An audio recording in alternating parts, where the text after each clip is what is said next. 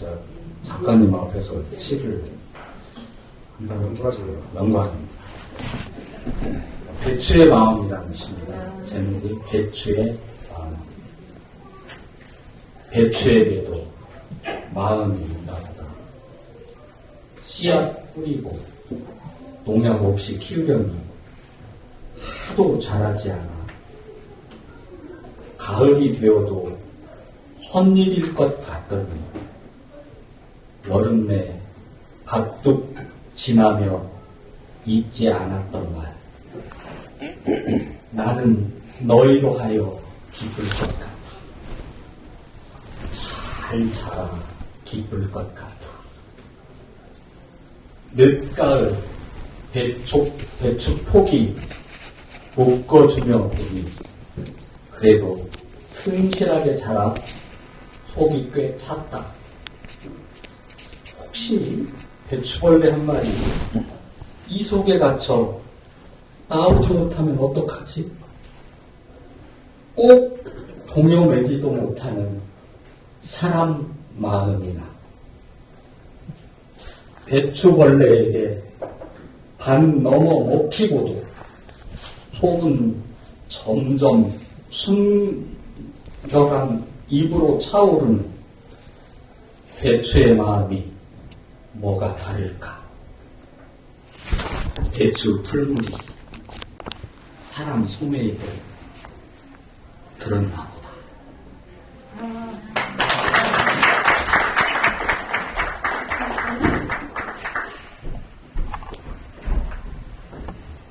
예, 우리 포스터에 2시로 한다고 그래가지고 아마 좀 늦게 오실 분도 없지 않아 계시지 않을까 싶은데요. 강연 시작하기 전에 잠깐 우리 나이덕 시인님 소개 말씀 올리겠습니다. 예, 66년생, 저보다 3년 젊으십니다. 고향은 충남 논산이시고 연세대학교 국문과에서 내내 공부하셔서 박사학위 받으셨고 1989년 중앙일보 신춘문예에 뿌리에게라는 시로 데뷔를 하셨습니다.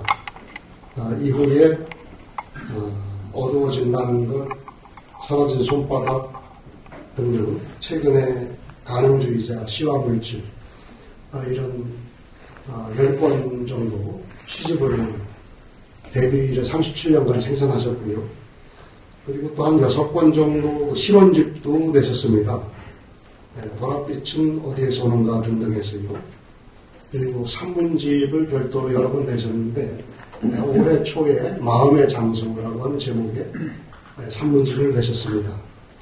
그래서 우리 나시인님이 37년간 쏟아낸 이런 문학적인 열정과 작품의 결실을 문단에서도 평가를 해서 그동안 김수영 문학상, 오늘의 젊은 예술가상, 현대문학상, 이산문학상, 소월시 문학상, 백성문학상, 대사문학상 등등 제가 헤아려보니까 우리나라 가장 대표적인 문학상을 포함해서 11개의 문학상을 수상을 하셨다고 합니다.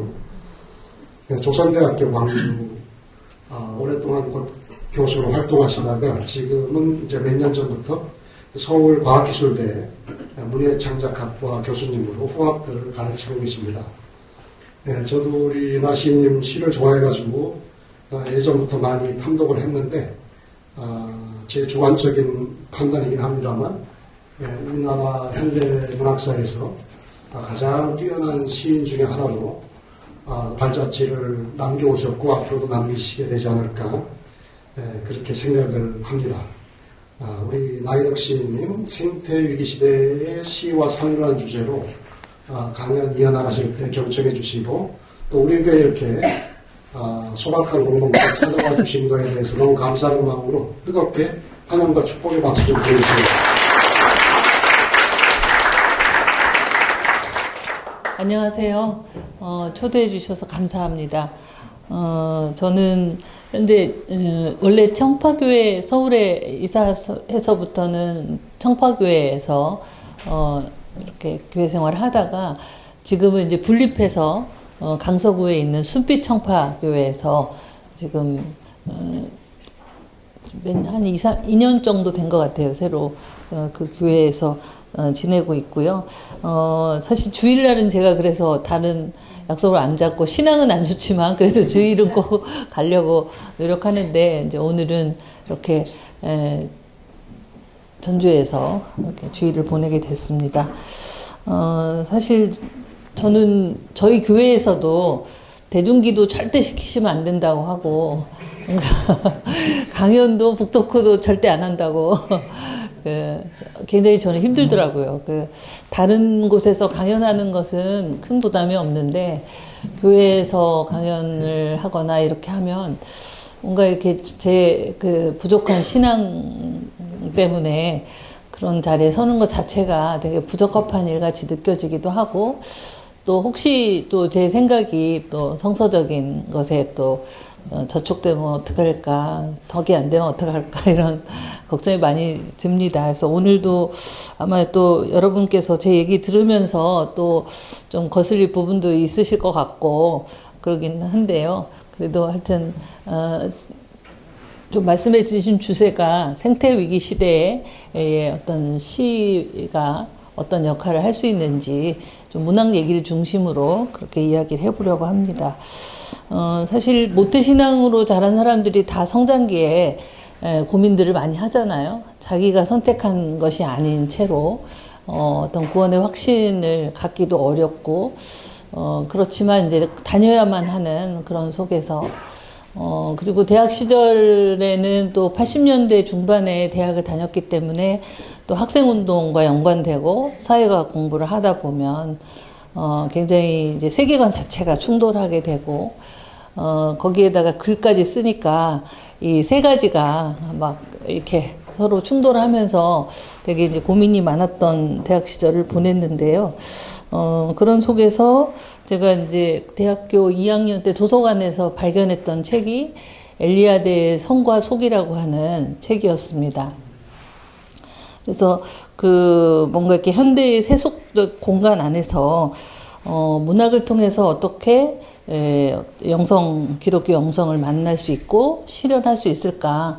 그런 부분에서 좀 제가 갖고 있던 좀 고정된 틀 같은 걸 그래도 조금 깨주고 좀 종교적 경험이라고 하는 것과 신앙적인 것들을 좀 같이 결합할 수 있는 가능성 같은 것들을 좀 발견했던 그런 경험이 있습니다. 그러던 중에 저에게 이제 신학을 공부할 수 있는 기회가 있었어요. 교단에서 이제 좀 젊은 인재들을 이렇게 유학을 보내는 그 교단하고 시카고 대학하고 이렇게 관계가 있었던 모양이에요. 그래서 시카고 대학 신학과에 가는 조건으로 장학금을 주는, 그래서 사실 엘리야대를 탐독했던 그 시기였어요. 그리고 바로 그 엘리야대가 시카고 대학 종교학과 교수였거든요. 그러니까 국문학을 공부하던 저에게는 굉장히 매력적인 제안이었고, 그래서 사실 심각하게 신학을 공부해야 할까는 그런 고민도 했었는데요. 결국은 이제 한국에 남고 문학을 하는 길을 선택을 했고, 이렇게 살아왔습니다. 그래서 늘 어떤 종교적인 것과 연관해서 뭔가 이렇게 가지 못한 길 같은 느낌을 갖고는 있는데요. 근데 가도 만나지 못할 뻔 했더라고요. 연세도 많으셨고, 바로 이듬해 화재로 돌아가셨어요. 엘리야대 선생님이. 그래서 좀 그런 인연이 이렇게 엇갈린 인연이 있었죠. 그래서, 오늘 이제 생태위기 시대에 어떻게 살고 어떻게 쓸 것인가라고 하는 문제, 결국은 생태적 감수성이라고 하는 거, 이런 것들 속에 바로 그런 문학적인 것과 영성적인 것과 사회적인 것, 이런 것들이 사실은 굉장히 분리된 것처럼 보였는데 서로 연결되어 있고 또 하나의 어떤 시를 통해서 통합될 수 있다. 그런 말씀을 결국 드리려고 하는 것입니다. 제가 지금 다니는 교회 목사님이 번역하신 목회자이기도 하지만 20권이 넘는 독일어 책을 번역을 하시는 손성현 목사님의 번역인데요. 마르틴 부버 하면은 흔히 이제 나와 너를 많이 알고 있는데, 좀 더 최근에 번역된 책 중에 신의 일식이라고 하는 책입니다. 기독교인뿐 아니라 지금 세상이 굉장히 폭력과 전쟁이 계속되고 있고, 또 한쪽에서는 기아와 재난이 계속되고 있고, 또 사회 내에서도 보면 차별과 불평등이 많고, 자연은 자연대로 파괴되어서 정말 예전의 질서를 다 잃어버린 채 기후위기 시대가 됐죠. 그래서 과연 신은 있는가? 이런 질문들을, 하나님이 살아계시다면 어떻게 이런 악의 세력들이 전쟁을 벌이고, 이런 속에서 힘 있는 자들이 득세하고 정의롭지 못한 자들이 세상을 좌우지하고 정의를 생각하는 사람들은 참담한 그런 느낌을 갖고 살아가게 될까? 이제 그런 질문을 이제 자주 할 수밖에 없습니다. 그런데 마르틴 부버의 신의 일식이라고 하는 책은 신이 부재한 것처럼 보이지만 사실은 그것은 신이 죽은 것이 아니라 신의 일식일 뿐이다. 결국은 태양이 사라진 것이 아니라 달에 가려져서 결국 우리 인간의 어떤 주관성과 독단성 때문에 잠시 우리 눈에 보이지 않을 뿐이다 라고 하는 이야기를 하고 있죠.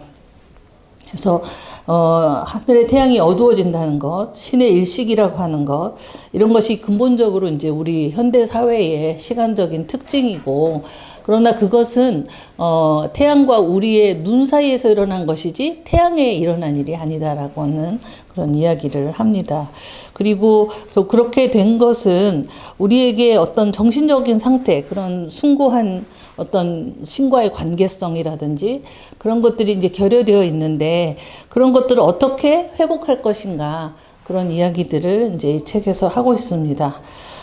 그리고 결국 인간이 이제 신의 존재를 믿지 않을 뿐 아니라 신의 이름까지도 이제 폐지하려고 하는데, 그 이름이라고 하는 것은 누구의 무엇이라고 하는 그 소유격이 있는데요. 그래서 어떤 인간의 하나님, 또 나의 하나님, 너의 하나님, 이런 어떤 나와 너의 인간의 관계뿐 아니라 나와 하나님의 신과의 어떤 관계, 그 인격적 관계, 이런 것들이 회복되지 않으면 안 되는, 그런 게 회복되지 않는 한 우리는 계속 어둠 속에서 결국은 그 일식의 상태를 계속 지속할 수밖에 없다, 이제 그런 생각을 합니다. 사실 마르틴 부버가 이제 오스트리아 출신의 유대인이잖아요. 그래서 유교의 그 신비주의를 연구했었고, 나중에 이제 나치에서 교주직을 박탈하고 일찍이 팔레스타인으로 가서 예루살렘 히브리 대학교의 교수를 했던 것으로 알고 있습니다.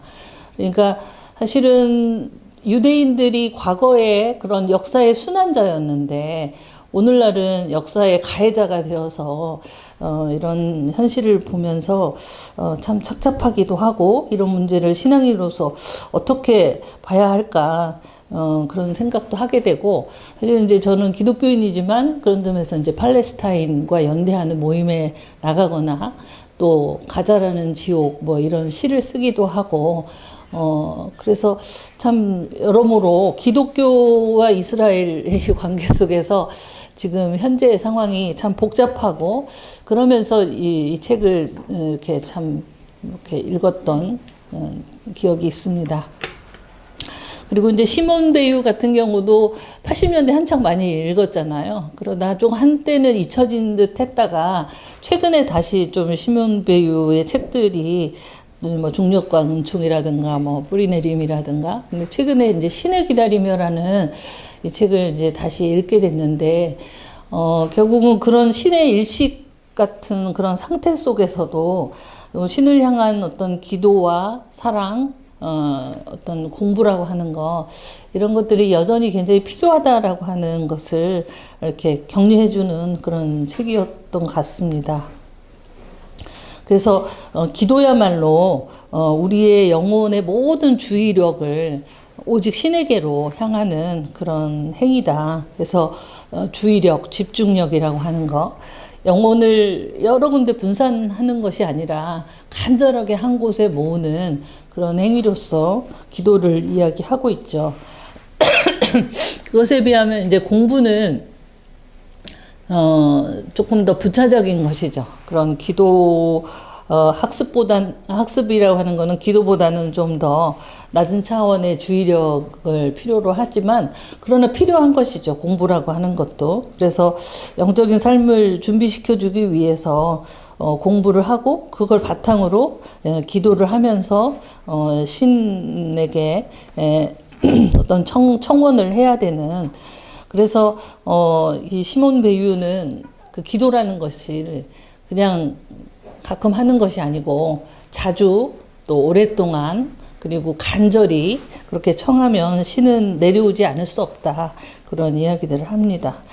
그리고 또 이제 시몬 베유는 사실 예전에도 살았을 때 2차 세계대전 중에 그런 투쟁을 하면서 직접 전선에를 못 나간 대신에 음식을 거부하고 그렇게 나중에 이제 질병으로 세상을 떠났는데, 그만큼 신에 대해서 사랑한다라고 하는 것은 이웃에 대한 사랑과 뗄래야 뗄 수 없는 관계죠. 그래서 조금 불행한 사람들, 어떤 사회적인 타자들, 약자들의 고통에 귀를 기울이는 것, 주의를 기울이는 것, 그러기 위해서는 자기를 비워서 그 자리에 타자와 신의 자리를 만드는, 어찌 보면은 마르틴 뷰보는 자아가 있으면서 타자와의 관계성을 잘 정립하자라는 입장이라고 한다면, 시몬 베유는 자기 비움이라고 하는 걸 통해서 오히려 이제 신의 어떤 자리를 우리 관계성 속에 만들려고 했던 그런 사람이었죠. 그래서 일단은 제가 다른 데서 강연하던 그 얘기에 앞서서 좀 저에게 제가 결국 이런 시인으로서 살아간다는 것, 또 기독교인으로서 살아갈 때 저의 어떤 문학적인 고민과 신앙적인 것들 사이에서 좀 그걸 연결해 줬던 몇 분의 사상가를 이제 말씀을 드렸고요. 이제 구체적으로 이제 그 생태 위기의 어떤 상황들은 너무 잘 아실 텐데, 관련되는 상황들을 조금 보자면요. 사실 이제 하나님이 세계를 창조하시고 그 중에서도 지구는 극히 일부이고, 근데 그 지구의 역사 중에서도 지금 우리가 살고 있는 이 시대라고 하는 거, 흔히 이제 기후위기의 시점을 산업혁명부터 잡잖아요.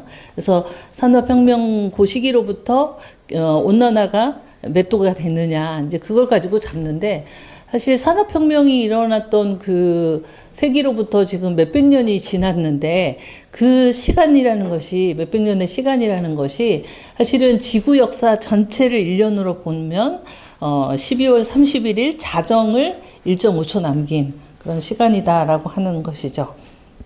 그리고 그 속에서도 이제 평균 온도가 1점 몇 도씩 상승했냐, 이런 걸 지금 우리가 따지고 있는 거니까, 사실은 이제 기후위기를 생각할 때부터가 우리가 헤아리고 살 수 있는 어떤 인식의 범위라는 것이 거대한 이 세계 속에서, 피조 세계 속에서 얼마나 정말 작은 것인가, 그런 것들을 실감하게 됩니다.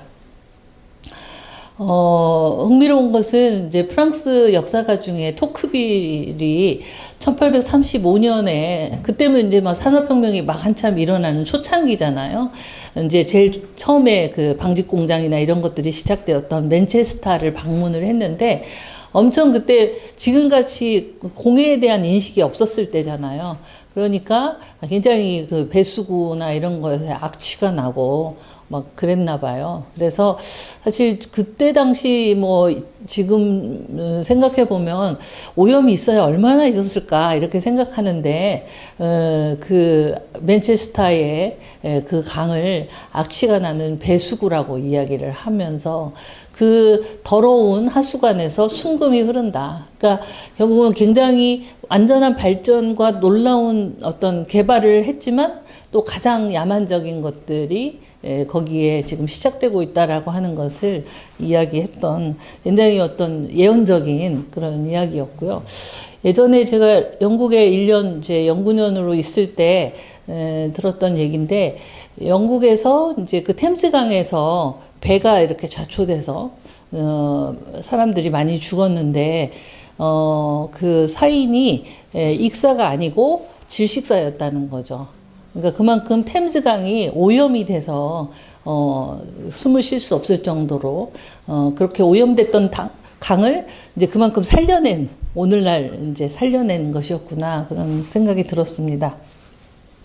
하여튼 그런 거의 그 19세기 초반에 그런 예언처럼 이제 오늘날 기후들이 계속 올라가고 있죠. 그래서 원래는 2030년대 중후반 정도가 되면은 1.5도씨를 넘을 거다 그랬는데, 사실 지금 2024년에 넘었다고 해요. 그러니까 2년 전에 이미 그 임계점을 넘겨버렸죠. 그 코로나 때, 그러니까 팬데믹 기간에는 굉장히 우리가 뭔가를 멈추고 돌아보고 적게 소비하고 그러면서 굉장히 히말라야 산도 막 아주 뚜렷하게 드러나고 그랬죠. 그리고 모든 그런 지표들이, 온난화 지표들이 상당히 좋아졌었는데, 코로나 끝나자마자 언제 그랬냐는 듯이 다시 그 2배로 3배로 그렇게 그런 소비적인 어떤 것들이 돌아가 버리면서 분기점을 이미 넘어버린 그런 상황이라고 하죠. 근데 사실 이제 잘 사는 나라들, 또 한 나라에서도 잘 사는 사람들, 이런 사람들이 사실은 기후위기의 주범들이거든요. 그래서 요 도표는 바로 이제 여기가 상위 10%가 거의 지금 50% 가까운 온실가스를 배출하고 있고요. 여기는 하위 5%예요. 그러니까 7%를 배출하는 거예요. 그러니까 결국은 10%를 생각할 때는 7배를 배출하고 있는 거죠. 50%가 배출하는 것에 7배를 10%의 사람들이, 상위 10%의 사람들이 배출하고 있고, 1%에 해당하는 사람은 50%의 2배를. 그러니까 그만큼 소득 분위기가 높을수록 소비도 많이 하고 온실가스도, 뭐 차도 2대 3대 굴리고 이러니까요.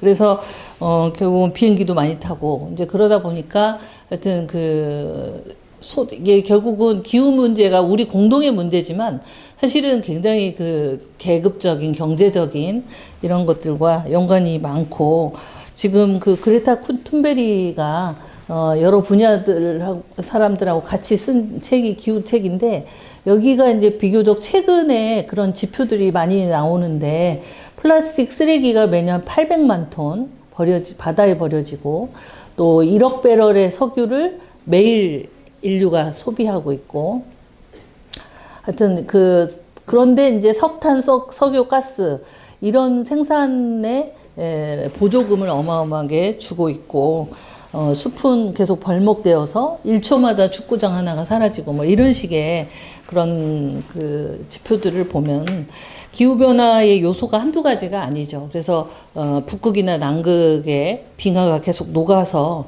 결국 해수면이 상승하면 남반구의 나라들은 계속 지금 영토가 잠기고, 또 담수를 구할 수가 없어서 계속 북상해야 되는 난민들이 이제 그런 상황이라든가, 시베리아 동토층, 그러니까 우리가 흙이 오염되는 것만 생각하는데요. 흙의 유실이라고 하는 것이, 그러니까 흙이 이렇게 흙이 만들어지는 속도보다 흙이 사라져가는 속도가 훨씬 빠른데, 그러다 보면 이제 파헤치고 하다 보면 시베리아 이제 또 녹다 보면은 시베리아 영구 동토층이 이제 구멍이 나면 그 안에 있는 메탄가스 같은 경우는 이산화탄소의 25배라고 하더라고요.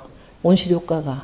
그러니까 사실은 이제 영구 동토층이 해동되었을 때 그때는 이제 거의 지구는 이제 지속되기 어려운 상태가 될 거라는 거죠. 그리고 또 뭐 하여튼 산림 파괴나 바다의 산호초가 죽어가고 있고, 당장 우리가 경험하는 것만 해도 지금 거의 여름 아니에요. 봄인데 지금 거의 여름 날씨고, 굉장히 이게 폭염이나 폭우나 가뭄이나 이런 것들이 훨씬 심하죠. 그러니까 벌써 이미 이제 1.5단계에서의 이런 거를 저희가 실감하고 있죠. 그래서 옛날에는 꽃들도 다 이렇게 철이 있었잖아요. 순서대로 폈는데 지금은 그냥 철 없이 피고, 제가 어제 그 동네에 있는 영천시장에 갔는데 매미가 우는 거예요. 그 차양 위에서. 그래서 제가 정말 뭐 잘못 들은 줄 알았는데 이 시기에 매미가 깨어난다는 것 자체가 굉장히 좀 섬뜩하다 이런 생각이 들었습니다. 근데 이제 생태 위기라고 하는 것이 환경 문제만은 아니죠. 그런 게 결국은 아까 소득 분위하고도 얘기했던 것처럼 환경 파괴나 생태계 혼란이라고 하는 것은 사회의 신자유 체제 속에서 모든 방면에 그런 문제들과 연결되어 있다라고 하는 것이죠.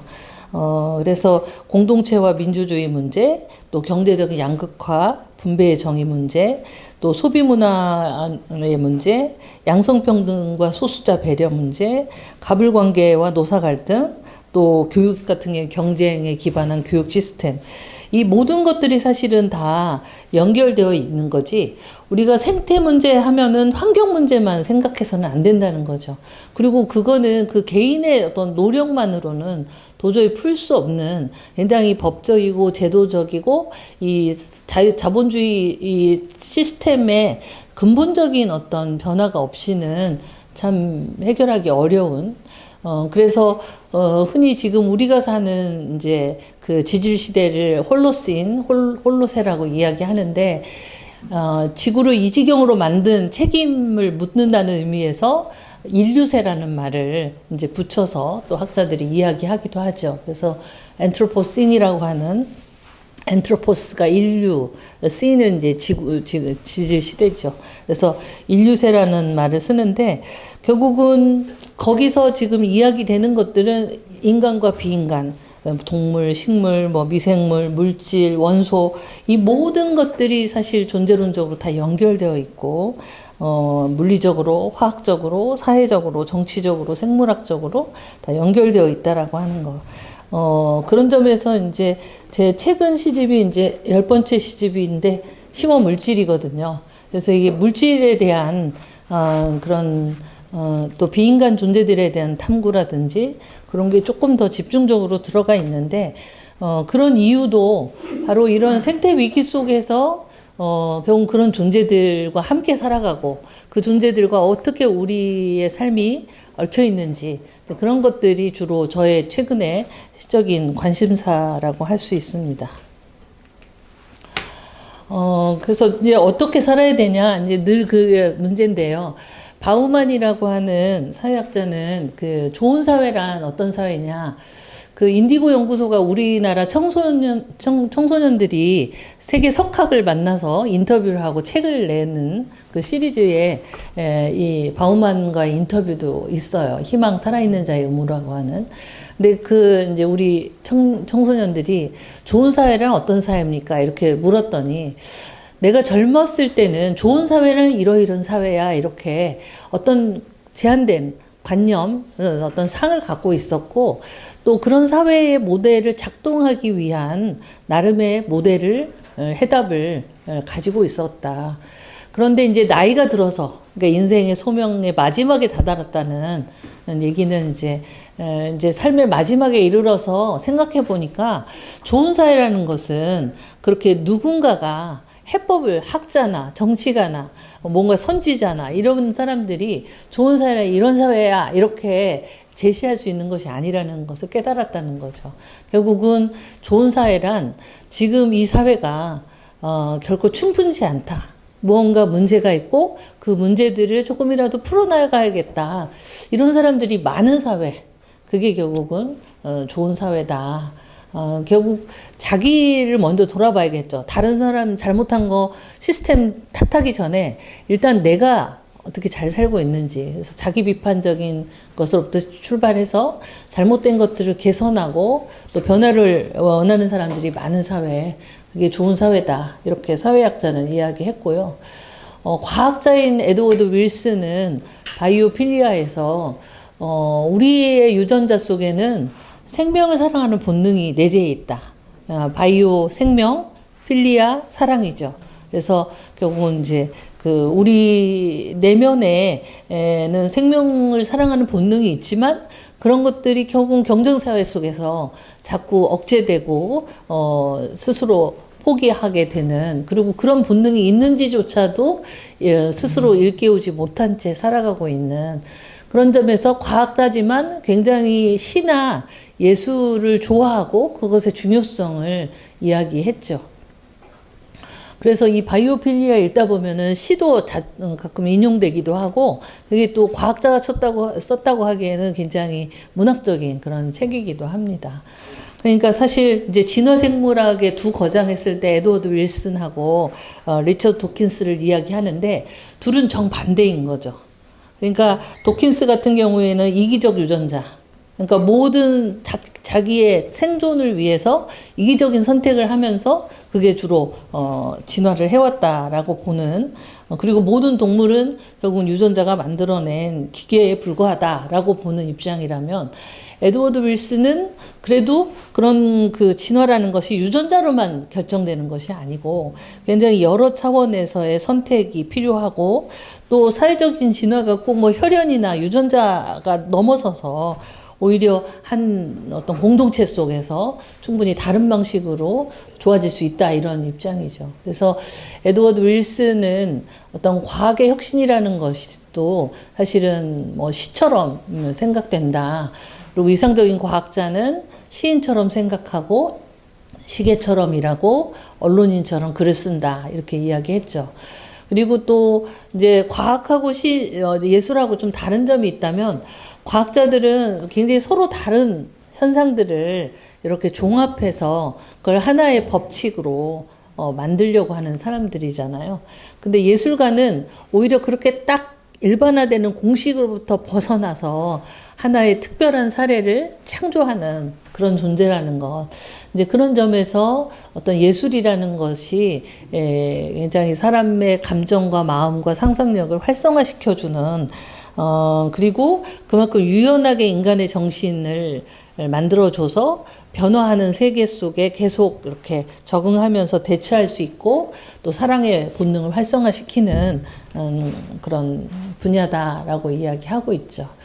그래서 이제 제 얘기로 이제 그런 사회학자나 이제 과학자의 이야기를 이제 시의 관점에서 이야기하다면, 그건 이제 생태적 감수성 또는 이제 시적 감수성이라고 말을 할 수 있죠. 저는 이제 김종철 선생님이 오래도록 하셨던 그 녹색평론에 상당히 초창기부터 편집 자문위원으로 같이 이제 했었고, 지금 선생님 돌아가시고 나서 1년의 휴직을 거쳐서 이제 개간지로, 원래 격월간이었는데 개간지로 개편을 해서 지금 한 2년째 저희가 이제 녹색평론을 내고 있습니다. 그래서 내일은 녹색평론 편집위원들하고 같이 무의당 그 기념관에 또 같이 가기로 했는데요.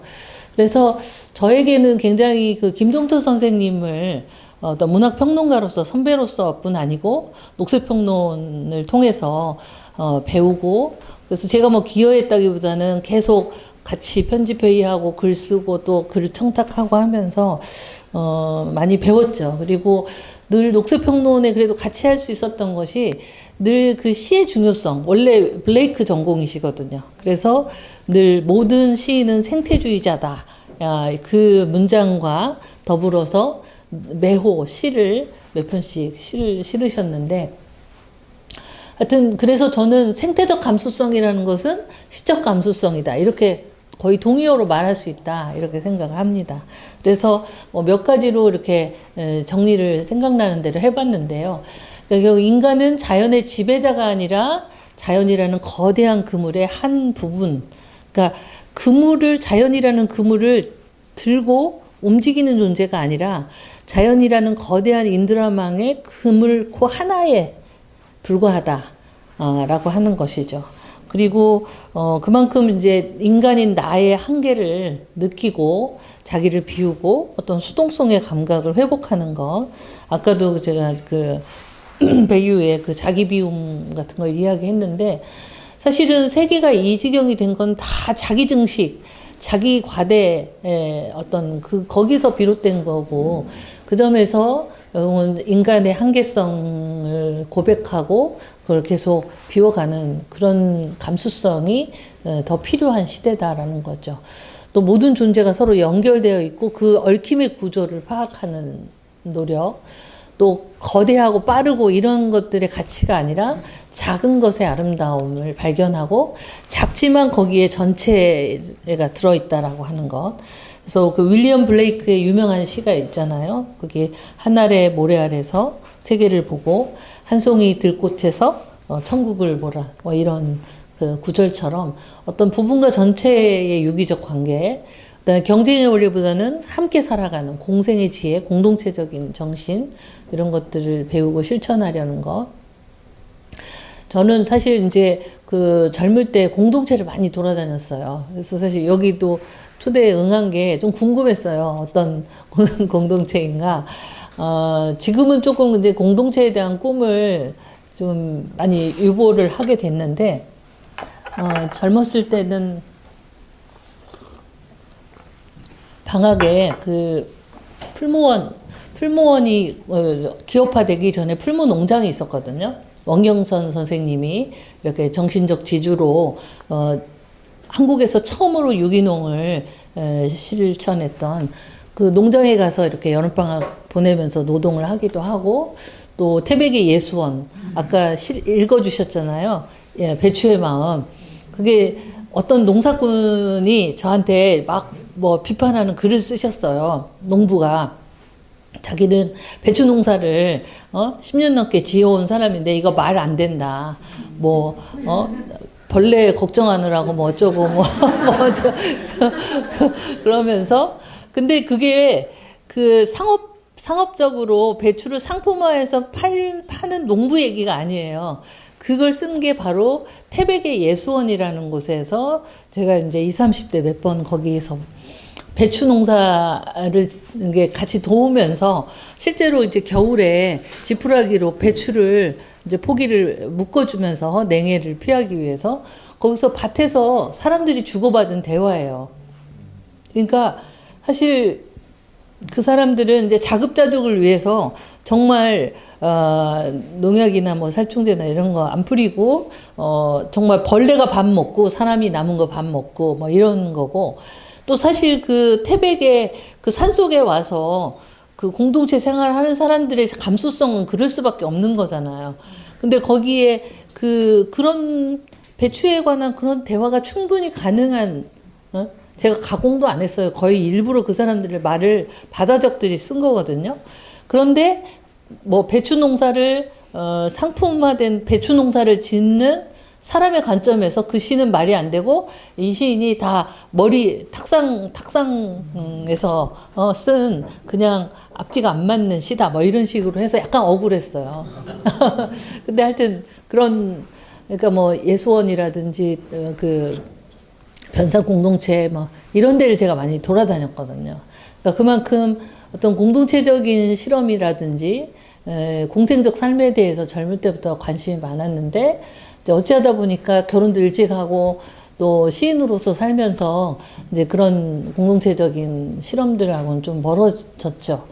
그런데 지금은 이제 저는 이제 시민운동을 같이 하면서 다시 좀 그런 방식으로 완전히 전폭적인 공동체는 아니지만 여성환경연대 일이라든지 여러 이제 인권단체 일이나 이런 것들을 도우면서 사회적 공동체 의식을 계속 그렇게 만들어 가는데 지금도 관심이 있습니다. 그래서 결국 이게 시인이기 때문에 공동체 정신을 가졌다기보다는 아마도 어릴 때 저희 엄마가 보육원 총무셨거든요. 그러니까 딱딱한 이론보다 이런 얘기 해드리는 것도 좋아하실 것 같은데, 그러니까 제가 고향이 논산인 거는 엄마 아빠의 고향이 아니에요. 아버지는 북한에서 피난 온 실향민이고, 엄마는 이제 전주 사람인데 일찍부터 객지에 맡겨져서 성장을 해서 그런 분이죠. 그래서 결국은 두 분이 아무 재산 없이 산속의 공동체에서, 신앙 공동체에서 만나서 나와서 처음으로 정착한 곳이 충남 논산의 에데논이라는 보육원이었습니다. 그래서 거기서 제가 태어났어요, 맏딸로. 그러니까 아버지와 어머니의 고향이 아닌 곳에 원래 어떤 신앙 공동체에서 거의 수도자의 삶을 살려고 갔던 두 사람의 만남. 그러니까 그 속에서의 모태신앙. 그러니까 얼마나 제가 종교적인 억압이 컸겠어요. 거의 뭐 수도자 같은 두 분을 만나서 현실감은 없고 거의 공생애적인 삶을 사는 두 분이었기 때문에 굉장히 가난하고 그리고 사실 우리 엄마는 보육원에 그 아이들을 돌보느라고 저희 삼남매는 거의 돌볼 시간이 없었어요. 그러니까 거의 이제 저희는 방치되어 있고 보육원 아이들하고 그냥 같이 밥 먹고 숙제하고 그렇게 지냈죠. 그래서 저는 사실 일반적인 핵가족의 그런 경험이 별로 없어요. 그냥 밤에 잠만 같이 자지 그냥 거의 아이들하고 같이 성장했기 때문에 그래서 에덴 보육원에서 10년을 그렇게 성장을 했고요. 그다음에 이제 서울로 이사를 와서 다시 애양원이라는 보육원에서 10년. 그래서 20년을 저는 이제 보육원에서 성장을 한 거죠. 그러니까 아마도 이제 저에게 그런 부모님이 그런 산속에 어떤 종교 공동체에 들어갔던 또 성향도 있고 또 보육원이라는 곳에서 성장하는 것도 있고 그러니까 저도 계속 뭔가 이렇게 대학 시절에도 문학만 하는 사람이 아니고 계속 그런 실험들과 그런 공간들을 계속 가서 뭔가 거기서 뭘 해보려고 하는 그런 게 좀 강했던 것 같습니다.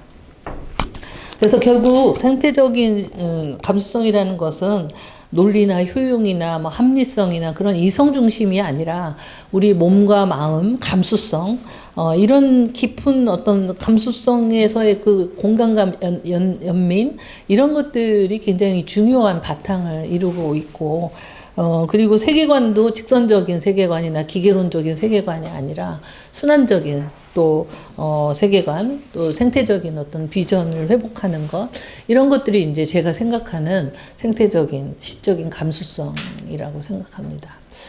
그래서 그 최근에 이제 그 팬데믹 이후에 특히 2020년 이후에 굉장히 그런 인류세나 신유물론이나 이런 책들 기후위기와 연관해서 그 책들이 쏟아져 나오고 있고 결국은 이 인류세가 거의 종말의식을 갖고 있는 사람들이 새로운 어떤 계급으로서 녹색 계급을 이야기하는 브리노 라뚜르라고 하는 얼마 전에 돌아가셨죠. 라뚜르가 이제 니콜라이 슐츠라는 젊은 학자하고 같이 집필한 책인데 이게 이제 라뚜르의 마지막 저서였어요. 그래서 녹색 계급의 출현이라고 하는 거. 그래서 옛날에는 만국의 노동자여 단결하라. 이게 80년대 노동 운동이 한창일 때 공산당 선언에서 그 나오는 구절 있죠. 하나의 유령이 유럽을 떠돌고 있다. 공산주의라는 유령이. 근데 거기에 바로 이제 생태주의가 들어가는 거죠. 그리고 녹색 계급이 들어가는 거고요. 그러니까 그런 정도로 뭔가 이렇게 이 사회를 바꿔야 되는 근본적인 어떤 혁명의 이 과거 같은 이데올로기가 아니라 바로 이 사회의 어떤 이 오염과 이 파국을 향해 가는 이 자본주의를 돌이킬 어떤 사람들 그런 것들을 일종의 녹색 계급이라는 말을 이제 붙이기도 하고요. 또 도나 해로웨이 같은 경우에는 인간만이 아니라 비인간까지를 포함해서 함께 서로의 반려종이 되어서 살아가야 된다라고 하는 그래서 함께 트러블과 함께 하는 그러니까 자연스러울 수가 없죠. 인간과 인간도 함께 사는 거 쉽지 않잖아요. 정말 피를 나눈 가족도 참 살기 힘들잖아요.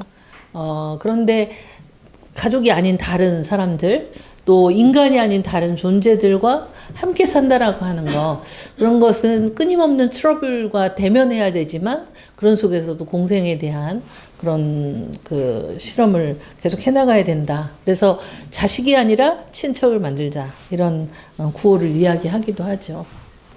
그래서 뭔가 이제 이 전지구적인 파국 속에서 그 어떤 학자들이 제시하고 있는 그런 어떤 개념들을 보더라도 뭔가 이렇게 이제 함께 산다라는 것이 이제 인간만의 문제가 아닌 비인간과의 어떤 공생을 이야기하고 있다는 것을 느낄 수가 있죠. 그리고 이제 동물 같은 경우에도 1975년에 피터 싱어가 동물 해방이라고 한 책을 썼는데 작년에 이제 번역이 됐고 그게 이제 원저가 쓰인 건 2024년이니까 꼭 50년 만에 피터 싱어가 다시 우리 시대의 동물 해방이라고 하는 책을 써서 50년 동안 동물권 운동이 어떻게 바뀌었고 자기가 그런 문제를 제기한 후에 그래도 이런 인식과 실태가 얼마나 달라졌나 이런 것들을 이야기를 하는데요. 사실 이제 동물해방이라는 책이 나왔을 때만 하더라도 어떤 동물 실험실이라든지 축산 산업적인 축산이라든지 이런 것들 속에서 동물 학대를 하는 거 그런 것들이 윤리적으로 도덕적으로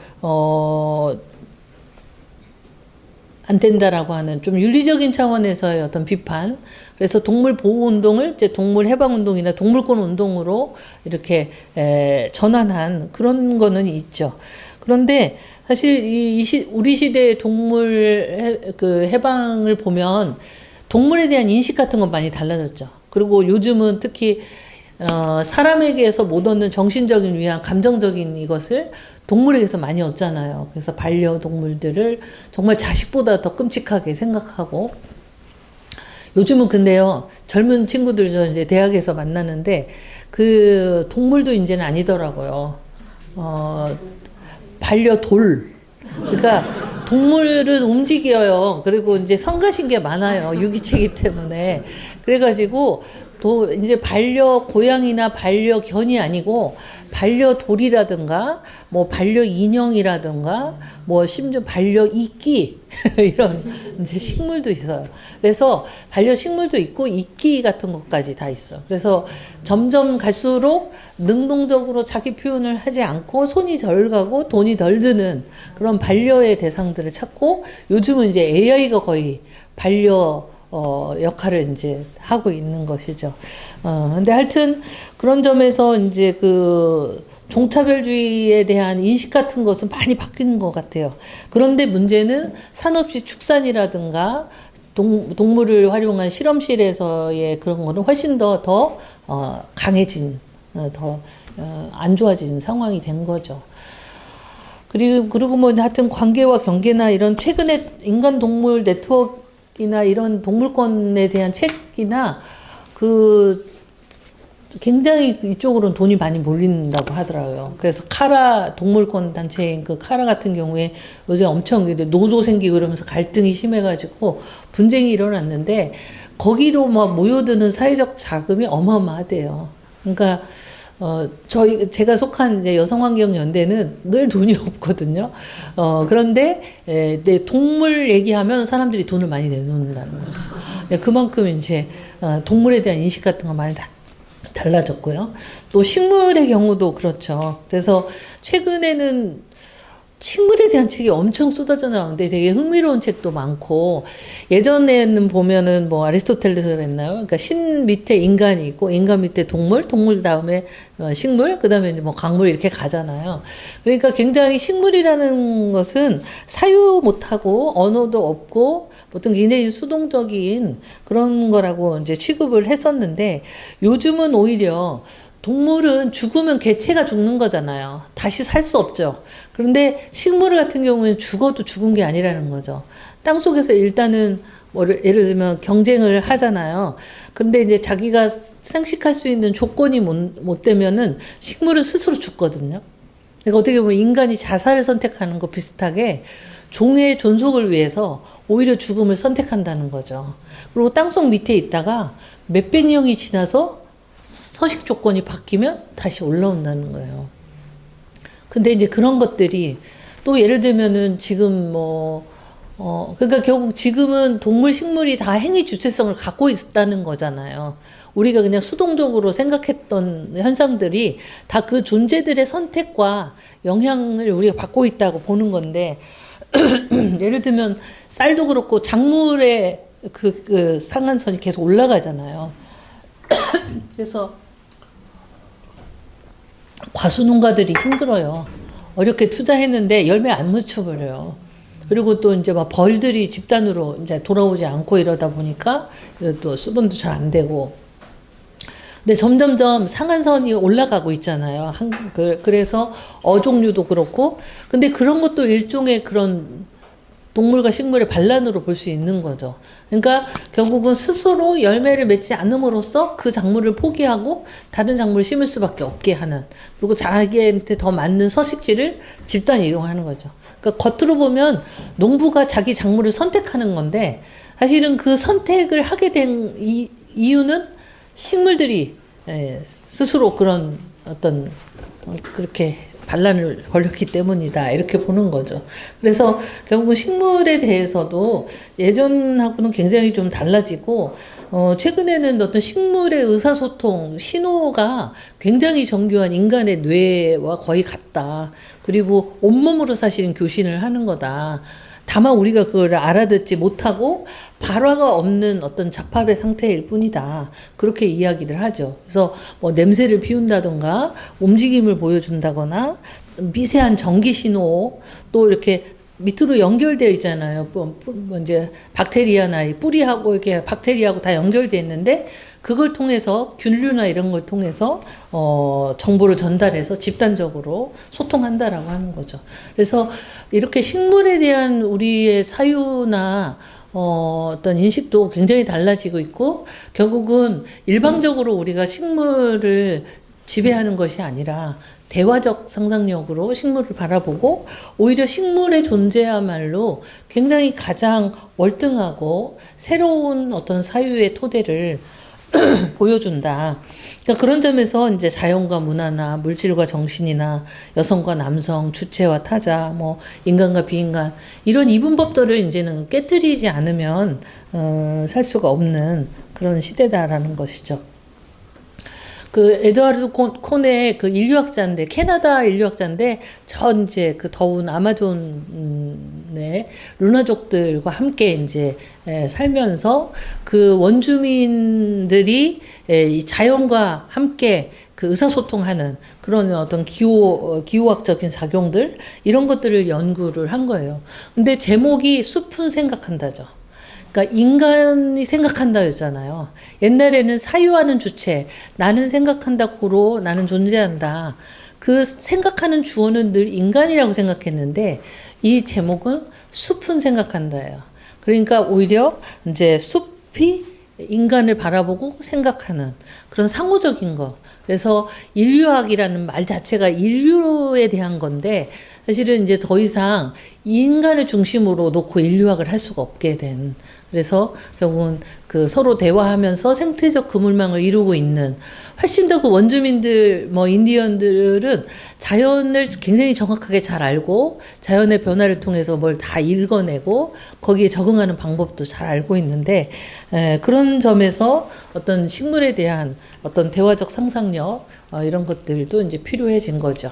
그래서 지금까지 이제 대충 지금 최근에 그런 그 생태 위기라든지 어떤 그 이 지구적인 그런 어떤 상황들에 대한 좀 학문적인 그런 새로운 흐름들 같은 걸 말씀드렸다면, 이제는 제가 썼던 시론집하고 그 시집의 시들을 몇 편 읽으면서 이제 그런 사유들이 시로는 구체적으로 어떻게 나타나는지 그런 말씀을 좀 드리려고 합니다. 그 2023년에 그 제가 냈던 이제 시론집인데요. 제목이 문명의 바깥으로예요. 근데 사실 이 제목으로 된 글은 없어요, 이 책에. 근데 이제 꽤 오랫동안 이제 제 시에 대한 것이 아니고 우리 시대의 다른 시인들에 대한 일종의 시인론, 비평적인 글들을 모은 건데요. 근데 편집자가 읽어보고는 문명의 바깥에서로 제목을 해야 된다고 해서 그러는 거예요. 그래서 아니, 근데 문명도 큰 말이고 바깥도 엄청 철학적으로 중요한 개념인데 그 내 글들이 그때그때 쓰여지는 시인론들인데 그거 어떻게 좀 너무 부담스러운 제목이다. 기만적인 제목 같다. 내가 그랬는데, 근데 계속 그렇게 해야 된다는 거예요. 결국은 문명에 대한 어떤 비판적인 의식 속에서 뭔가 좀 더 대안적인 생태적인 그런 어떤 세계에 대한 모색이라고 하는 것이 공통적으로 흐르고 있다라고 하는 이야기겠죠. 그래서 제가 그러면 문명의 바깥에서라고 하면 내가 바깥에 있는 게 되는데, 내가 뭐 그런 사람이 어디 있냐. 다 문명을 비판하지만 자기도 결국은 그 문명 속에 몸담고 타협하고 길들여져서 살아갈 뿐인데, 그래서 그냥 지향성으로 문명의 바깥으로라고 하자, 그렇게 해서 이제 이 책이 나오게 됐죠. 그래서 이제 제가 서문에 이제 코로나 때 그 아간벤이 저항할 거리라는 책을 썼는데, 사실은 아간벤은 그 백신도 거부한 사람이거든요. 그러면서 이제 그런 어떻게 보면은 백신이 사람들을 많이 살리기도 했지만 그 방역 시스템이라든지 이런 것 자체가 다 인간을 관리하는 그런 시스템들이고 자유를 억압하는 시스템들이고 그런 것에 대해서 이제 저항할 권리를 이야기한 책이죠. 근데 그때 그래서 우리 앞에 놓인 첫 번째 과제, 그러니까 결국 코로나를 넘긴 직후에 이 책이 나와서, 그럼 우리가 이제 이런 그 팬데믹 같은 것을 다시 겪지 않으려면 어떻게 해야 되냐. 그런데 보통은 더 좋은 약품과 백신 이런 걸 이야기할 텐데, 더 좋은 시스템. 근데 이 철학자는 우리에게 필요한 것은 시와 철학의 언어다라고 얘기했죠. 그래서 어떤 여기 보면 순수하고 거의 방언에 가깝고 다른 말로는 시적이며 우리를 사고하게 만드는 언어를 되찾는 거. 그래서 결국은 이 시스템에 그대로 그냥 뭐 그렇지 그렇게 수용하는 것이 아니라 뭔가 이렇게 다른 방식으로 세상을 보고 사고하는 그런 어떤 시와 철학의 언어가 오히려 이 문명의 질주를 좀이라도 늦출 수 있는 가장 절박한 숙제다, 이런 이야기를 했죠. 그래서 이제 뭐 거기에 이제 자본세의 시인들의 몸을 어떻게 저항하는가, 뭐 또 흙의시약 이런 글들을 이제 썼는데요. 이거는 넘어가고요. 이제 시 얘기로 들어가도록 하겠습니다. 그래서 시집은 이제 가능주의자가 이제 2021년 말에 나왔어요. 그러니까 이게 딱 코로나 직후에 나온 거죠. 그래서 그 시집 안에는 팬데믹 때 그 재난과 죽음의 풍경들이 가득 차 있어요. 그래서 이 시집을 참 누구 주기도 힘들더라고요. 뭔가 너무 무겁고 어두운 시들이 많으니까. 그런데 그 어두움 속에서도 제가 제목은 가능주의자라고 달았어요. 근데 가능주의자란 말 처음 들어보셨죠? 그러니까 시집을 주면요, 한글 다 읽을 줄 아는 분들인데 기능주의자라고 읽어요. 그러니까 한글을 봐도 그냥 우리 관습대로 읽는 거죠. 그래서 기능주의자와 가능주의자는 저만한 차이예요. 근데 어떻게 보면 의미는 굉장히 다른 거죠. 그러니까 기능주의자라는 것은 어떤 시스템 속에 그래서 그걸 인정하고 그 속에서 자기에게 주어진 역할, 기능을 충실하게 수행하는, 뭐 기능주의자도 나쁜 건 아니죠. 성실한 사람이죠. 그런데 제가 생각한 가능주의자는 아까 말한 이 세상이 충분치 않다고 생각하고 그것을 바꿔나가려고 하는 그런 사람이 바로 저는 가능주의자라고 생각을 했습니다. 그러니까 보통 가능주의자, 가능성 하면 굉장히 뭐 낙관적인 걸 생각하는데 그런 낙관주의는 아니에요.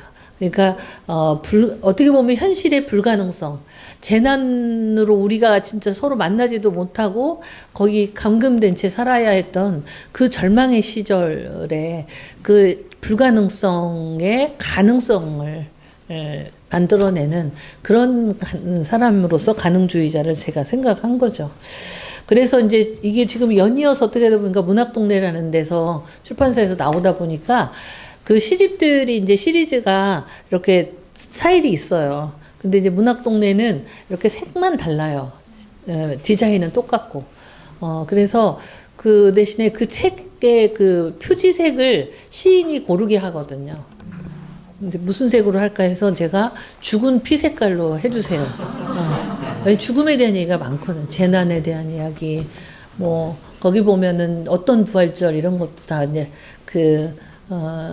온라인으로 예배 보던 뭐 이야기 뭐 이런 것들이에요. 그래서 그런 그 사회적인 약자들이 재난이 상황이 되면 더 내몰리잖아요. 그래서 서울역이나 이런데 그나마 있었던 음수대나 이런 것도 위생과 전염을 저기라고 이유로 해서 다 그냥 폐쇄되고 더 극단의 어떤 그 상태로 가게 되는 그런 속에서 암담했던 시절에 그 죽은 피 색깔로 낸 시집이고요.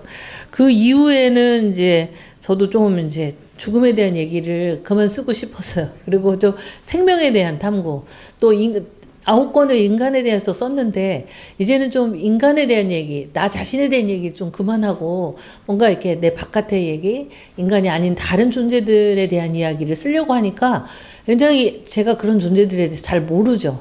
우리가 다 문명적 조건 속에서 도시 속에서 살다 보니까 사실은 그런 존재들하고 접촉할 기회도 없고 잘 모르더라고요. 그래서 관련된 책들도 열심히 읽고 뭐 영상도 찾아보고 그러면서 이제 시와 물질이라고 하는 시집을 냈고요. 그래서 이거는 연두색 생명의 빛깔로 이렇게 냈습니다. 그리고 다행히 이게 작년 4월에 나왔는데 탄핵 된 다음날 나왔어요. 그래서 탄핵이 기쁨과 함께 연두색 표지에 시집을 이렇게 저한테 받아들이니까 기분이 좋더라고요. 근데 여전히 이 시집에서도 3부의 시들은 그런 가능주의자의 맥을 잇는 전쟁과 어떤 사회적인 억압과 뭐 이런 문제들이 들어있긴 한데 그래도 하여튼 조금 더 좀 이전에 하고 좀 결이 달라진 그런 소재와 주제 방법들이 이제 이번 시집이죠. 그래서 이제 근데 이제 시와 물질도 이거는 이제 아까 기능주의자로 읽는다고 했는데 시와 물질은요 어떤 분들은 시와 물질로 읽어요. 그러니까 물질, 해녀가 하는 물질. 아날로그적이죠, 물질이. 그러니까 시와 물질이라고 하는 뭐 매터가 됐든 머티리얼이 됐든 뭐 오브제가 됐든 하여튼 그 물질이라는 것은 문학의 탐구 대상이 아니라고 생각하는 거죠. 과학자들 뭐 물리학자들이 다루는 그런 소재라고 생각을 하는 거죠. 그래서 시와 물질로 읽으시는데 물질입니다. 네. 그래서 시인의 말을 보면요. 사람은 걷고 말하고 생각하는 무기질인 동시에 멈추고 듣고 느끼는 유기체. 살아 숨쉬는 물질로서 사람은 무엇을 할 수 있을까? 온몸이 귀로 이루어진 존재가 되고 싶었다. 경청의 무릎으로 다가가 낯선 타자의 목소리를 듣고 싶었다. 지친 손과 발을 가만히 씻기고 싶었다. 타고난 자질이 아니라 길러진 열정으로서의 연민. 그 힘에 기대어 또 얼마간을 살고 썼다. 이 시집을 이루고 있는 모든 물질들에게 고마움을 전한다. 예, 그래서 이 사람 유기체지만 사실은 무기질로 이루어진 유기체라는 거죠. 그러니까 인간이 생명이냐 물질이냐 묻는다면 생명이라고만 얘기하는데 사실 물질로 이루어져 있는 거. 우리가 몸을 가졌다라는 것 자체가 우리 세포에 훨씬 많은 인간 세포보다 박테리아나 다른 세포들이 훨씬 더 많아요. 실제로 우리 물질로 이루어진 우리 몸을 보면 나라는 개체가 아니라는 거죠. 내가 모르는 존재들로 우리 몸이 구성되어 있고 지금도 내 몸을 움직이고 있다는 거 그런 생각이 들더라고요. 그리고 그래서 결국은 무기질로 만들어진 유기체인데 걷고 말하고 생각하는 능동적인 존재죠. 그런데 사실 그게 너무 능동적인 게 인류의 우수성이지만 또 지금 이 문명이 이 지경이 된 거는 저 능동성을 너무 남용한 거죠. 하나님이 우리에게 주신 능력들을 함부로 쓴 거죠. 그리고 우리가 아닌 다른 존재들은 아랑곳하지 않고 쓴 거죠. 그래서 저는 걷고 대신에 멈추고 말하고 대신에 듣고 생각하는 대신에 느끼는 수동성의 감각이라고 하는 거. 아까도 제가 생태적 감수성에서 자기를 비우고 어떤 수동성의 감각을 회복하는 것이라고 했는데 그런 것들이 이제 중요하다라는 생각이 들고 그 점에서 살아 숨쉬는 물질로서 사람은 무엇을 할 수 있을까? 또 시인은 무엇을 할 수 있을까? 그러니까 인간을 물질로 사유한다는 것이 마치 하나님의 피조물을 강등시키는 것인가? 그렇지 않다는 거죠. 오히려 다른 피조물들과 함께 조화로운 삶을 살기 위해서 우리가 우리의 물질성을 되돌아보고 인정해야 된다는 것이죠. 그래서 그리고 이제 말하는 존재이기 전에 저는 시인은 잘 듣는 저도 제가 신기해요. 별로 저는 시인으로서 예술가로서 적합하지 않은 사람이었고 그냥 그런 공동체에 가서 장애인 공동체나 그런 공동체에 가서 그냥 조용히 살고 싶은 사람이었는데 어떻게 23살에 얼떨결에 시인이 돼서 지금까지 큰 공백 없이 시를 썼을까 생각해보면 참 신기하기도 하고 근데 그런 비결이 뭐였냐 생각하니까요. 제가 잘 듣는 사람이에요. 그리고 호기심이 일단 많고 어떤 다른 존재를 이해하고 싶어하는 마음 어떤 것의 원리나 그 존재들에게 가까이 다가가려고 하는 그게 이제 본능적으로 강한 사람이더라고요. 그러니까 제 얘기만 썼으면 제 경험과 생각을 쓰면 시집 몇 권이면 끝났을 거 아니에요. 근데 계속 쓸 수 있는 거는 나 자신이 아니라 나를 둘러싼 다른 존재들에 대해서 썼기 때문에 계속 쓸 게 그래도 있는 거죠. 그래서 다른 사람들 얘기를 듣고 호기심을 갖고 그걸 배우고 또 그것들을 나의 이야기로 이렇게 최대한 가까이 되새김질하고 그런 과정에서 시를 계속 쓸 수 있었고 그래서 온몸이 귀로 이루어진 존재 뭐 그렇지는 않죠. 귀도 작아요 저는. 그리고 그나마도 이 한쪽은 돌발성 난청을 옛날에 겪어서 청력이 약해요. 물리적 청력은 되게 약해요. 그래서 저는 수업 때도 학생들한테 오물거리고는 못 알아듣겠어요. 그래서 수업 때 학생이 얘기하면 그 학생 옆에 가서 바짝 귀를 기울이고 들어야 돼요. 그러니까 어찌 보면 청력이 좋은 사람보다 청력이 안 좋기 때문에 더 가까이 가서 더 열심히 들으려고 하는 것 같아요. 나의 청력을 믿을 수 없기 때문에. 그래서 하여튼 그런 경청의 어떤 태도로 낯선 타자의 목소리를 듣고 싶어 하는, 아까 이제 소개하실 때 제가 최근에 낸 이제 산문집이 마음의 장소인데, 그게 사실은 이제 예전에 냈던 산문집의 개정판이거든요. 그래서 오랜만에 이제 그 개정 증보판을 내려고 이제 다시 제 산문을 읽다 보니까 제가 생각해도 정말 이렇게 낯을 이렇게 안 가릴 수 있나.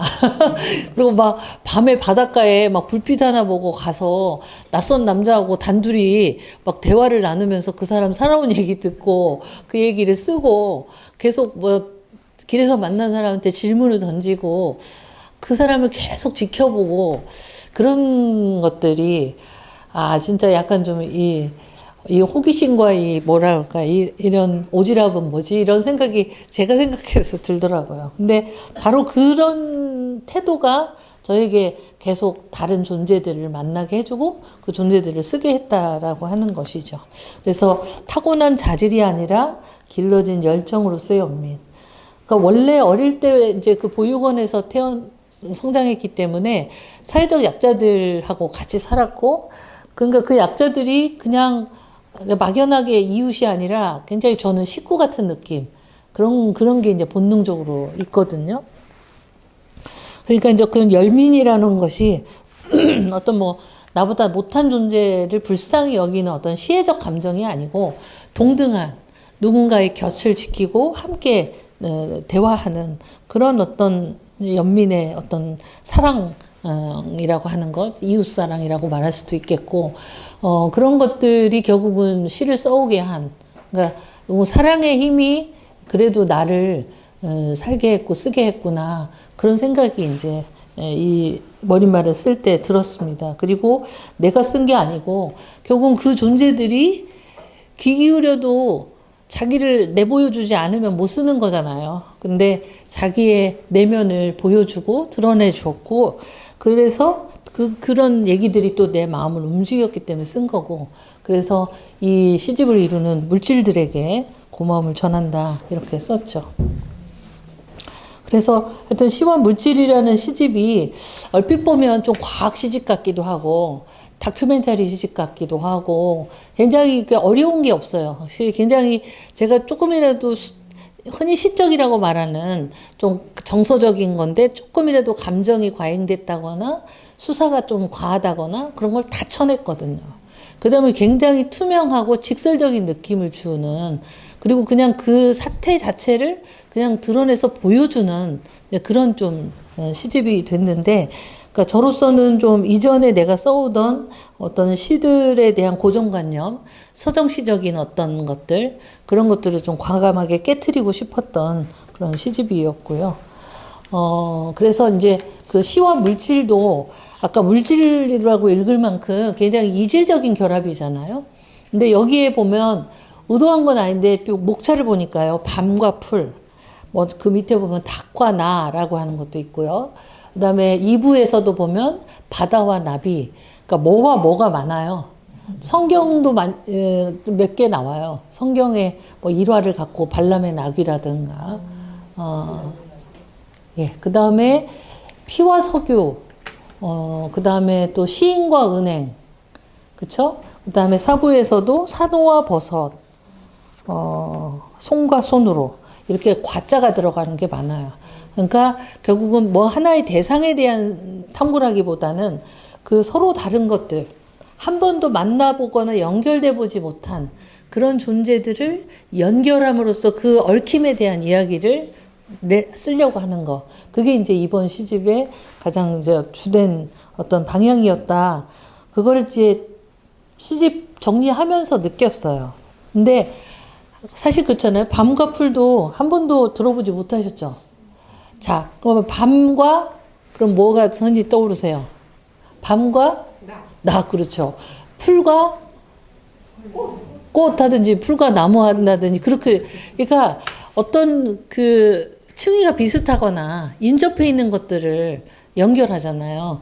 근데 시라는 것은 흔히 비유라고 이야기하는데 그 비유적인 문장이 수사적으로 중요한 게 아니에요. 시는 근본적으로 시적 사유 자체가 은유적이에요. 근데 은유적인 건 뭐냐면 A는 B다. 한 번도 연결되지 않은 굉장히 이질적인 것을 연결해서 시인이 호명하는 거예요. 그럼으로써 왜 A가 B가 되지? 사람들이 궁금해하고 A와 B 사이에 계속 새로운 의미작용이 생겨나죠. A와 B의 공통점을 찾으려고 하면서, 그러면서 A만으로도 B만으로도 말할 수 없는 새로운 의미 영역이 창조되는 거예요. 그렇기 때문에 결국은 이제 어떤 수사적인 문장으로서 은유를 쓰는 게 아니라 바로 이렇게 이질적인 것들을 연결하는 그 과정 자체가 사실 시적 사유다. 저는 이제 그렇게 생각한 거죠. 그리고 뭐 피와 물질 같은 것도요. 어떻게 연결될까요? 반대 같기도 한데 피는 유기체 속에 오르는 그런 거고, 석유는 주유소에서 파는 광물질이고 상품인데 그게 어떻게 연결되냐면 포르피린이라고 하는 탄소화물이라는 점에서 같아요. 그러니까 구성 성분이 사실 같아요. 근데 생각해 보면 석유가 어떻게 생겼어요? 깊은 땅 속에서, 바다 속에서 유기체가 썩어서 생긴 거예요. 그러니까 유기체의 그 성분이 그대로 석유가 된 거니까 피의 성분이 석유의 성분하고 같을 수밖에 없는 거죠. 그러니까 우리는 외형적으로의 유사성을 생각하거나 자주 빈도가 높은 것들의 유사성을 생각하는데 전혀 관계없는 것도 하나를 중심으로 다른 것과의 관계성을 생각하다 보면 새로운 영역들, 그거는 이제 과학자나 사회과학자들이 발견할 수 없는 새로운 어떤 시적 영역이 될 수 있는 것이죠. 뭐 산호와 버섯도, 아니 시인과 은행도 그래요. 제가 사실 이제 30년을 빚을 갚고 살았거든요. 은행 빚을. 그래서 제가 찌들려 보이지는 않죠. 30년 빚에 짓눌리고 살았지만 굉장히 이렇게 빛 때문에 내 정신이 이렇게 뭉개지지 않으려고 엄청 애를 썼죠. 그래서 저는 한 번도 제가 빚이 얼마인지, 이자를 얼마 내고 있는지를 계산해 본 적이 없어요. 그냥 열심히 성실하게 돈 생기면 계속 갚았어요. 그냥 밑 빠진 독에 물 붓듯이 그냥 계속 빚을 좀 줄여나가고 있겠거니 하면서 그랬더니 정말 30년 만에 제로 상태가 되는 날이 있었어요. 그런데 저는 빚에 찌들리지 않고 정신적으로 하여튼 그러려고 하느라고 애써 잊었던 감정들이 빚을 딱 갖고 나니까 막 몰려오더라고요. 그리고 공허하고 내가 은행 빚을 갚기 위해서 지방으로 종종거리면서 다니고. 예? 아니야. 뱅크. 근데 먹는 은행도 나와요. 은행알 밟는 얘기가 나와요. 네. 그래서 동음이어를 또 활용을 했는데, 근데 하여튼 제가 이제 30년 빚 청산한, 그 빚도 제가 만든 빚이 아니고 가족이 만든 빚이었거든요. 그러니까 내가 이걸 왜 갚아야 되지부터 해서 여러 가지로 힘들 수 있는데 그런 의식들로부터 자유로워지려고 애를 쓰면서 이제 왔는데 정작 빚을 갖고 나니까 그 은행에다가 내가 그 은행 빚을 갚기 위해서 저당 잡힌 감정, 그걸 갚기 위해서 종종거리면서 일했던 시간들, 모든 것들이 떠오르더라고요. 그런 게 은행에 꽉 차 있겠지? 이런 생각이 드니까 갑자기 억울해서 제가 이제 저걸로 보복으로 썼어요. 기념으로. 내가 그렇게 어떻게 보면 내 30년의 세월을 쥐고 흔든 은행에 대해서 안 썼네. 그런 생각이 들어서 그냥 한 편 썼고요. 그런 식이에요. 산호와 버섯도 이제 산호는 바닷속에, 버섯은 숲속에 있잖아요. 근데 둘의 공통점은 뭘까요? 예? 두 글자다? 이런 거 말고요. 예. 포자로 번식한다는 거예요. 그러니까 유성생식이 아니고 무성생식을 하는데, 또 굉장히 그런 어떤 산호와 버섯이 기후위기와 연관해서 또 새로운 대안적 삶이나 이런 것들과 연관해서 굉장히 주목받는, 신유물론에서 되게 주목받는 그런 존재들이거든요. 그래서 근데 결국은 산호와 버섯은 유성생식하지 않고 포자로 번식하는, 그 점에서 어떤 새로운 존재 방식을 보여주는 또 스승이 될 수도 있는, 그래서 쓴 거죠. 자, 그러면 이제 몇 편 같이 이제 읽어보도록 하겠습니다. 시와 물질. 로알도 호프만은 화학자이자 시인이었다.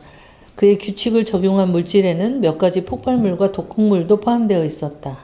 아무도 생각해보지 못한 물질들이었다. 그 책임을 묻는 질문에 호프만은 대답했다. 세상에 태어나지 말았어야 할 물질은 없습니다. 게다가 나는 그 물질들의 특허권을 갖고 있지 않고 그 결과로 돈을 벌지도 못했어요. 어떤 물질이 위험하다고 그것을 발견한 책임을 과학자 개인이 져야 할까요? 우리의 발견은 물질들의 새로운 연관성을 보여줬을 뿐입니다. 우리의 발견은 수십만 명의 과학자가 함께 맞추며 찾아가는 거대한 퍼즐 속의 일부일 뿐입니다. 심지어 시도 사람을 해칠 수 있어요. 슈테판 클라인과 로얄도 호프만의 대화를 읽다가 이 문장에 오래 멈춰 있다. 헤모글로빈 분자에서 아름다움을 읽어낸 호프만에게 시란 어떤 것이었을까? 시와 물질 또는 시라는 물질에 대해 생각한다. 한편의 시가 폭발물도 독극물도 되지 못하는 세상에서, 수많은 시가 태어나도 달라지지 않는 이 세상에서, 이 시에 등장하는 로얄도 호프만 이렇게 생기셨습니다. 이분은 이제 그 우드워드 호프만 법칙이라고 하는 걸로 노벨 화학상도 받았고요. 또 시인이기도 해요. 그래서 화학 반응의 마법사뿐 아니고 뭐 화학의 시인이라고도 불리우는데, 문제는 이제 이분이 그 발견한 법칙으로 엄청난 그 폭발물과 독극물들이 만들어졌어요. 그래서 이 인터뷰를 본 것은 우리는 모두 별이 남긴 먼지입니다라는 이게 과학자 인터뷰집이거든요. 되게 재밌어요. 근데 그 슈테판 클라인이라고 하는 사람은 이제 과학 전문 기자로 세계적인 과학자들 13명을 인터뷰했는데 첫 챕터가 이제 이 로날드 호프만이에요. 근데 굉장히 공격적으로 인터뷰를 해요. 그래서 당신이 그 발견한 그 법칙 때문에 독극물과 폭발물이 만들어졌는데 거기에 대한 윤리적 책임을 추궁을 계속하는 거예요. 그러니까 자기 변명을 하는 게 바로 이제 이 시에 나오는 거죠. 그래서 그걸로 내가 특허권을 가진 것도 아니고 돈을 번 것도 아니고 그리고 그걸 위험한 물질을 만든 사람이 잘못이지 왜 그 법칙을 발견한 과학자의 책임이냐. 그리고 과학은 굉장히 엄청난 큰 조직이 하는 건데 그중에 개인의 책임이 왜 있냐. 과학의 무해성, 과학자의 무책임성을 얘기하기 위해서 시를 끌어들여요. 심지어 시도 사람을 해칠 수 있어요. 이렇게. 근데 저는 이제 그 말이 저한테 팍 와서 꽂힌 거죠. 시도 사람을 해칠 수 있나? 독극물처럼? 폭발물처럼?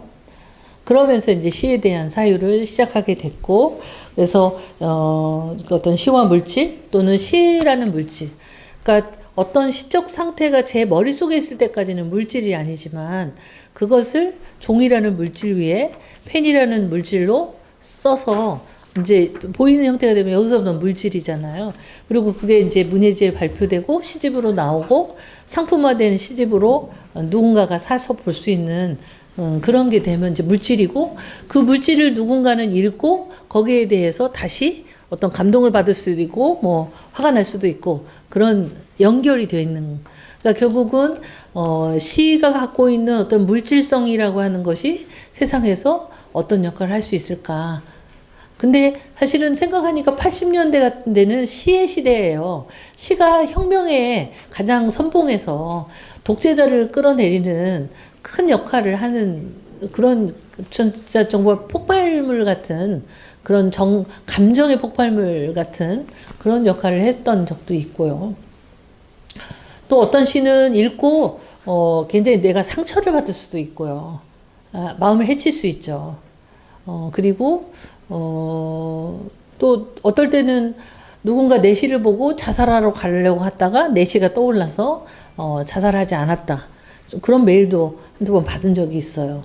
그럴 때는 그냥 한 편의 시가 누군가를 살리기도 하는구나 그런 생각이 들기도 하죠. 그래서 결국 이 시는 뒤에 보면 수많은 시가 태어나도 달라지지 않는 세상이라고 해서 뭔가 이렇게 시가 무력해졌다라는 것을 한탄하는 것처럼 보이지만 사실은 그런 양면성에 대해서 다 얘기를 하려고 했던 것이죠. 그러니까 시가 겉으로 보이는 것이 다가 아니고요. 시는 사실 그 반대의 이야기도 같이 하고 있다. 이렇게 보면 좋을 것 같아요. 그 다음에 이제 뭐 플라스틱 산호초 같은 경우에 이제 플라스틱이라는 물질. 그러니까 이제 이 시집은 그런 식으로 좀 작은 물질 하나를 가지고 사유를 시작해서 그 물질들을 둘러싼 관계성을 보는 건데요. 플라스틱이라는 물질이 아주 가볍고 단단하고 질기고 반짝이고 게다가 값이 싼 새로운 물질이었죠. 지금 생각해보면 소비의 민주화에 플라스틱, 석유 화합물 엄청나게 공헌했죠. 우리 맨날 양말 빵꾸나고 엑스란 내복 이런 것들 이제 그러니까 이 합성 섬유 나일론이 나왔다는 것이 가난한 사람들에게는 얼마나 좋은 거였어요. 그런 질기고 값이 싸고. 근데 이제 그러다 보니까 또 너무 과잉 생산하고 함부로 쓰고 그게 결국은 이제 어마어마한 쓰레기를 만들어내고 그게 분해도 안 되고 이제 결국은 완전히 분해 안 된 채 미세 플라스틱이 되어서 더 이제 문제가 되는 거죠. 사실 보면 우리의 삶이 하루 아침에 눈 떠서부터 핸드폰부터 시작해서 물, 생수병, 냉장고, 우리 이 모든 이 집을 이루고 있는 이 건물을 이루고 있는 이런 자재들 이런 거 다 플라스틱과 연관되어 있는. 그래서 우리는 플라스틱 중독자. 제가 이렇게 3년을 보면 띄어쓰기를 안 했어요. 그러니까 이걸 읽을 때는 땅속에 바닷속에 공기속에 벽속에 밖에 인터넷 키보드 이렇게 읽어야 돼요. 물을 보내고 저장하고 원래는 피부 시간 이렇게. 이게 숨 막히죠. 네, 그만큼 숨 막히게 정말 어디 빈틈없이 우리 삶이 플라스틱으로 점철되어 있다는 그 느낌. 그러니까 시는 띄어쓰기를 안 한 게 틀린 게 아니고 의도적으로 띄어쓰기 안 함으로써 다른 방식의 속도와 호흡과 인식을 만들어내는 거죠. 그래서 결국 그런 속에서 이제 플라스틱으로 바닷속의 산호초가 그 구멍을 다 막잖아요. 숨구멍을. 그래서 하얗게 백화돼요. 근데 산호초가 죽는 걸로 끝나는 게 한 종이 끝나는 게 아니고 다양한 해양 생물들이 그 산호초 주변에 서식하고 있어요. 그러니까 해양 생물의 생태계 전체가 이제 위험에 처하게 되는 것이죠. 그래서 근데 이제 안 보이잖아요. 저 깊은 바닷속에 있으니. 그래서 그 산호초의 죽음을 애도하고 알리기 위해서 예술가들이 누군가는 바다 쓰레기를 녹여 플라스틱 산호초를 만들고, 누군가는 모여 앉아 실로 산호초를 뜨고 짜고, 누군가는 플라스틱 만다라를 그린다라고 했는데, 바로 이런 식으로 마텐 반넨 아인드라고 하는 사람은 실제로 바다에 가서 해양 쓰레기를 수거해 와서요. 이게 점점 늘어나는 거죠. 그래서 나중에는 거의 뭐 1톤 뭐 이렇게, 그 지금 전시장 밖에는 굉장히 물이 맑고 깨끗한 휴양지처럼 보이잖아요. 근데 여기서 배를 타고 바다 한가운데로 가면, 태평양 어딘가 가면 우리나라 영토의 몇 배 되는 쓰레기가 모여 있는 그런 해류에 의해서 이렇게 그런 곳이 있다고 그래요. 근데 하여튼 그런 식으로 바다에 가서 쓰레기를 가져와서, 플라스틱의 특징은 열에 약하잖아요. 그러니까 가열을 하면 이렇게 유기물처럼 이렇게 되는 거죠. 그래서 또 컬러풀하잖아요. 그러니까 이제 바다 쓰레기를 녹여서 이런 이제 플라스틱 산호초를 만드는 그런 작업을 하는 분이고요. 그 다음에 베르트하임 자매가 베니스 비엔날레에 출품한 작품은 여성들이 같이 모여서 코바늘로 그러니까 우리 눈에 보이지 않는 존재들을 가시화시켜 주는 거, 그게 예술이죠. 그러니까 저도 계속 그런 존재들을 호명해서 시를 통해서 가시화하는 것이 이제 제 역할이라고 생각하는 거죠. 그래서 이미 하얗게 백화된 그런 것과 컬러풀한 게 아직 남아있는 그런 코바늘뜨기 작품이 있고요. 그 다음에 정은혜 작가는 이제 제주도에서 활동하는 에코오롯이라는 그룹으로, 이분은 이제 제주도의 바닷가에서 그런 플라스틱 조각들을 모아서 잘게 쪼개요. 생모래처럼. 그래서 병에 담아놓고 이렇게 옛날 티베트 승려들이 생모래로 이게 오체투지하면서 만다라를 그리고 빗자루로 쓸어 담아서 공의 상태로 보내는데, 바로 그런 플라스틱으로 산호초 만다라를 만들고 있는 그런 모습이죠. 결국은 예술가들이 그런 어떤 생태 위기를 이렇게 알리고 우리에게 계속 어떤 그 존재들을 대신해서 타전하고 있는 그런 것들이죠. 그래서 물의 국경선 같은 경우는 시간이 좀 많이 돼서 그냥 설명만 간단히 드리고 이제 마무리를 짓도록 하겠습니다. 그래서 물의 국경선 같은 경우는 이런 건데, 이건 22년 그 지도라서 우크라이나 전쟁 그 노란색 제일 큰 거, 그것만 지금, 그러니까 노란색, 주황색이 전쟁 난민이고요. 파란색이 기후 난민이에요. 근데 지금은 전쟁이 훨씬 더 많아져서 팔레스타인도 그렇고 지금 레바논도 그렇고 굉장히 더 전쟁에 이란 이렇게 쭉 많아졌잖아요. 근데 이제 전쟁 난민이 늘어나는 것보다 기후 난민 늘어나는 속도가 더 빠르다고 하죠. 그런데 이제 그 파란색 동그라미가 있는 위치들을 한번 보시면, 사실은 기후 위기를 만들어낸 주범은 북반구에 잘 사는 나라들인데, 기후 난민은 주로 남반구에 집중되어 있죠. 그래서 결국은 물의 국경선이라고 하는 시는 그렇게 담수 한계선이 점점 올라가고, 아프리카 사람들은 물을 찾아서 기후 난민이 돼서 떠돌고 있는, 그러니까 우리가 여권의 도장을 받는 법적인 외교적인 국경선만 있는 것이 아니라, 사실은 물이라는 그 자원을 가지고 만들어지고 계속 북상하는 그런 물의 국경선이 있다라고 하는 그런 이야기를 하고 싶었고요. 이렇게 지금 아프리카 사람들이 그냥 물을 찾아서 또 떠나고 있는 장면이고요. 이제 피와 석유, 이게 이제 우크라이나 전쟁 직후에 썼던 거예요. 근데 요즘 완전히 기름 때문에 난리잖아요. 사실 저는 이제 서울 가서부터는, 광주에 살 때는 차가 있었는데 서울 가서부터는 이제 자가용이 없이 지내고 있거든요. 그러니까 오부제 걱정 안 해도 되고, 저는 이제 공무원이라서 그 국립대학이라 2부제거든요. 막 교수들 막 투덜거리더라고요. 이틀에 한 번은 차를 못 갖고 오니까. 기름값 걱정하는데 저는 그런 걱정이 없어요. 모든 버스와 택시가 다 내 차다. 그런데 하여튼 요즘은 이제 석유 문제가 정말 우리의 현실로 다가온 거죠.